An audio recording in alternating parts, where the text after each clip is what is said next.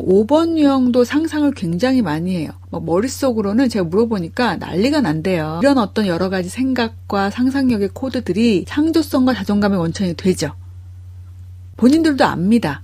본인들의 이성적이고 논리적인 사고력이 다른 유형보다 좀 더 깊고 넓다라는 걸 아는데 자신의 세계 안에 머물러 있기 때문에 스스로와 세계에 대해 더욱 불안감을 갖게 된다고 돼 있거든요. 저는 이걸 뭐라고 해석을 했냐면 관계에 대한 부분이라고 말씀을 드리고 싶어요. 본인이 이 안에 머물러 있을 때는 본인 자체가 불안한 건 아닌 것 같아요. 5번 유형들이. 그런데 이러한 부분들이 다른 사람들과 만났을 때 잘 이해받지 못하고 그리고 잘 이해받지 못하는 부분 때문에 더욱 불안감을 갖게 된다고 돼 있습니다. 그럴 수밖에 없는 게 5번 유형들은 일단 기본적인 논리적인 사고 능력이 갖추어져 있는 사람들, 기본 장착되어 있죠.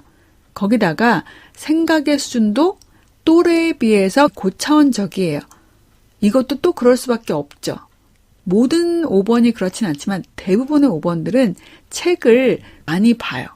그리고 그거를 읽는 데서 그치는 게 아니라 그걸 통해서 본인이 생각을 많이 하죠. 그러다 보니까 친구들하고 말을 할 때 그 또래답지 않은 말을 하게 되고 또래답지 않은 단어를 쓰게 됩니다. 그러니까 어떨까요? 관계가 힘들어질 수밖에 없죠. 제가 굉장히 인상적으로 남아있는 아이가 있는데 아마 제가 한번 에바나 녹음하면서 얘기를 했던 것 같아요. 그 아이가 초등학교 1학년이었거든요. 제가 그 아이랑 이제 같이 걸어오면서 얘기를 하는데 하늘에 대한 얘기, 왜 비가 이렇게 내리고 그 비가 다시 어떻게 땅으로 내려가서 하는 얘기를 한 1시간 정도 쭉 걸으면서 얘기를 했는데 너무 재미있었어요. 그 아이하고 대화가. 제가 문득문득 그 아이가 생각날 때가 있거든요. 어떤 마음이 드냐면 그 아이가 친구들과의 관계는 어떨까? 얘기를 굉장히 재밌고 즐겁게 하는 건데 그건 이제 어른인 저의 관점이잖아요. 같은 친구 또래들과 얘기를 할 때 이 아이가 겪어야 됐던 어려움이 없었을까? 지금 생각해보면 있을 것 같아요.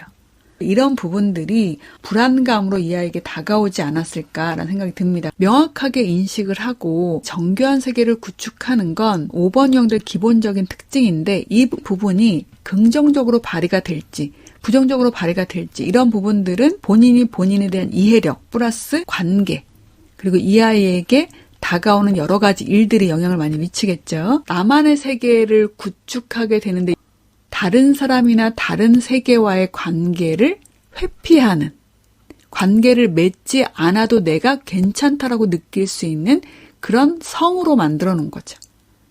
내가 관계도 잘 하면서 잠깐씩 휴식을 하고 머무르는 그런 공간으로 만들어 놓은 게 아니라 5번 유형들은 관계에서 내가 상처를 받았을 때 상처를 받지 않은 사람처럼 보일 수도 있어요. 여기는 나만의 세계를 만들었다고 했는데 저는 뭐라고 표현하냐면 셔터를 내린다고 표현을 합니다. 그러니까 5번 유형들이 누군가랑 얘기를 해봤어요. 얘기를 해봤는데 말이 안 통해요. 나하고 코드가 안 맞아요. 그러면 겉으로는 내색하지 않습니다. 그리고 원래 5번 유형들의 표정이 뭐 되게 다이나믹한 사람들이 아니다 보니까 이렇게 크게 차이가 없어요. 그래서 타인도 저 사람이 나에 대한 마음을 닫았구나 라는 걸 잘 몰라요. 대신에 마음속에서 어떻게 해요? 셔터를 내려버립니다.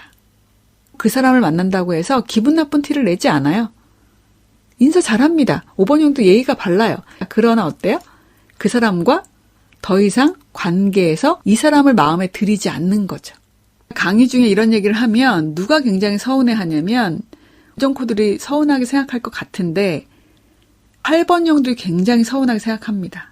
그래서 8번 유형들이 너 혹시 나한테도 셔터 내린 거 아니야? 막 그래서 가서 물어보고 막 이래요. 그럼 5번 유형들이 또 아니다란 말은 또 안 합니다.